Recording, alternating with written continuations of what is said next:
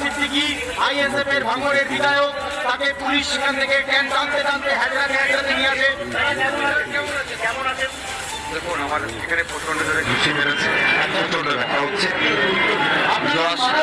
জোড়াসাঁকো জানার পুলিশে আছেন, আমাকে তারা ব্রিগেড করতে নিয়ে এসছেন। এক্সরে, পেটের এক্সরে আর ইয়ে দিয়েছে, বেরিয়ে যাচ্ছে। যিনি মেরেছেন তিনি পুলিশের কোনো ড্রেস পরে ছিলেন না, তবে পুলিশের সাথে ছিল, সিভিল ড্রেসে ছিল, কোনো নেমপ্লেট ছিল না, পুলিশের সাথে ছিল। এবার কে বলতে পারবো না আমি।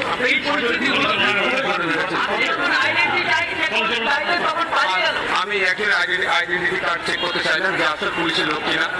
সে